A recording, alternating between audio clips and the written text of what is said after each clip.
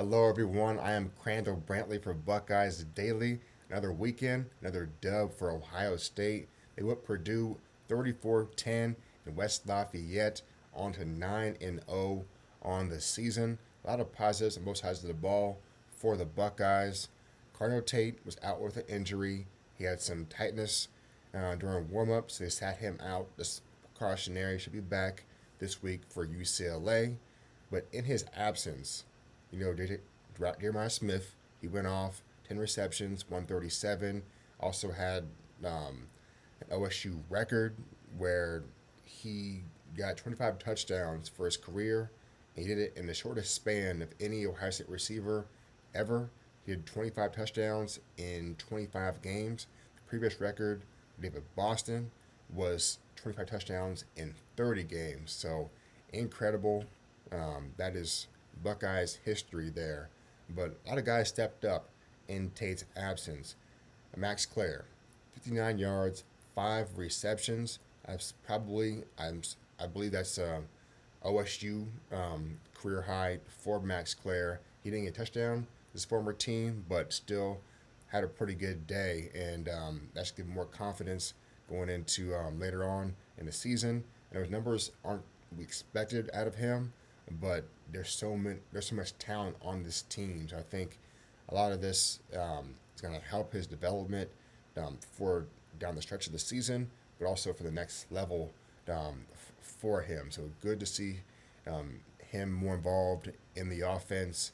3 tight ends got receptions in this game. Nate Roberts got a reception, so Johnny Thurman in this game. Nate Roberts had the catch where he could have got a touchdown, but he stumbled.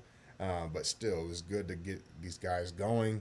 And Bryson Rogers and Marlon Graham got a reception in this game as well. And so expanding the depth for the receivers is a good sign. Isaiah West, Bo Jackson, they're superstars in the making. Bo Jackson, 70-yard touchdown, got called back. Still showed the highlight reel run and showed us the glimpses of his potential, what he can do right now for this team. This home run hitter, breakaway touchdown for him. Isaiah West is breaking tackles, or he's juking, or just blowing guys up and try to stop him on the line. And so that is a great sign. And they only averaged overall for the team rushing 4 yards a rush, but that's a little bit like skewed. Like they had 11 first downs on rushes and 2 short yardage goal line touchdowns. So that's probably going to make the numbers a little bit lower because it's probably short yardage situations, 3rd down, 4th down, where they are running for a yard and doing what they're supposed to do, getting first downs, but it lowers the team average on rushing. There were some issues on the O line, but as far as running backs, that is fantastic upon them. And I think Bo Jackson and Isaiah West are only getting better down the stretch of the season. And then, of course, Julian saying your future Heisman winner later this year.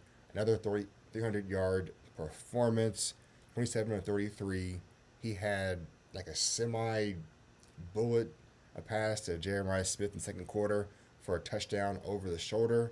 Like if he floated it a little bit a second later, 3 Purdue defenders could have caught to it. I mean, like could have, not would have, because Jeremiah Smith probably would have still mossed those guys for a touchdown. But still, great throw, great catch, and 10-4. I want to see them both in New York for the Heisman ceremony. One of those guys should hold the trophy. Will probably be saying.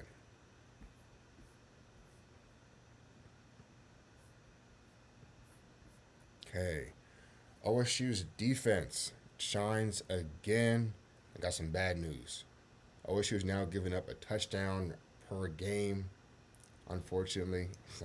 Now the total average is 7.2 points per game the defense is giving up, and that's due to Purdue having a garbage time touchdown. It would have been 3 points, and they got 10, so that makes the average from 6.9 to 7.2.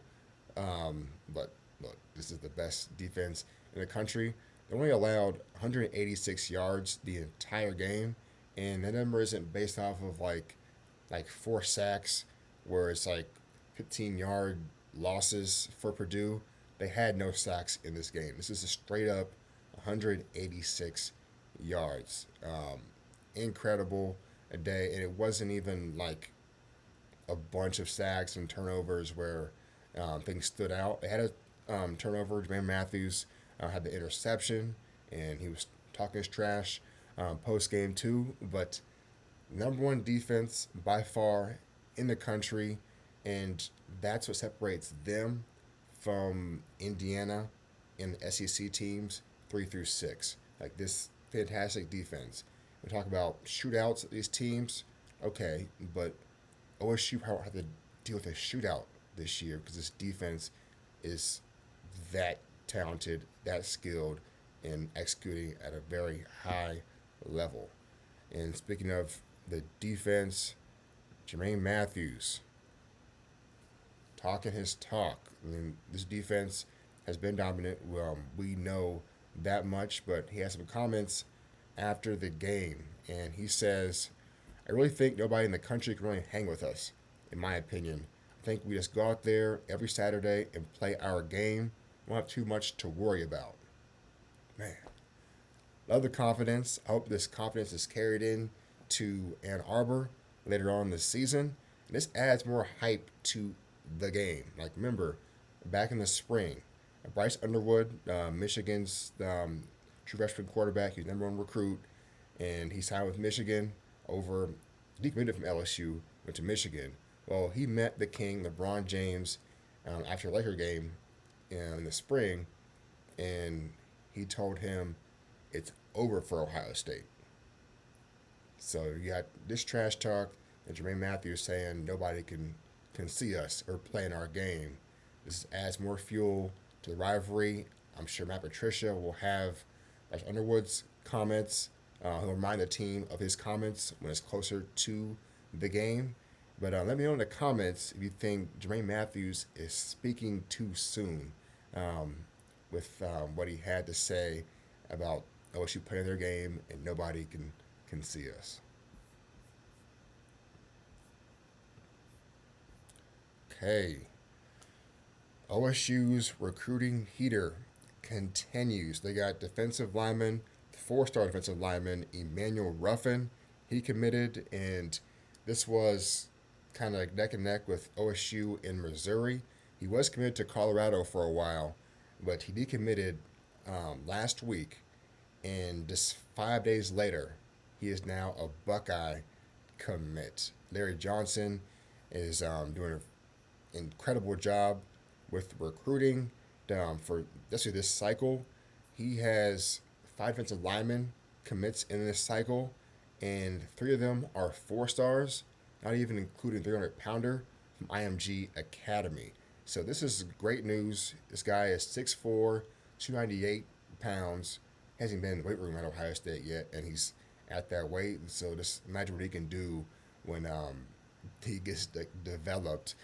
And I'm going to say this overall. This is great news for Ohio State because you've seen classes in the past where there are in the top 5, but you're looking at like certain situations on the defense where they're lacking the total. This is like the trenches being a priority, and this is great for now and in the future because the team up north, like the crucial advantage they've had over Ohio State in the past few years is the trenches.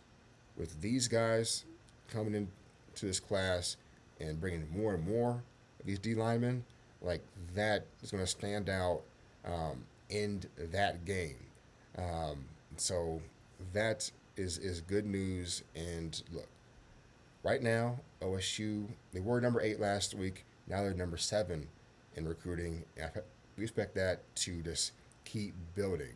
A lot of guys are trying to flip and sign this time period before the early signing period, and I think it's going to be a top 5 class. Like, they got some studs already, and more to come later in the future. All right. Go Bucks.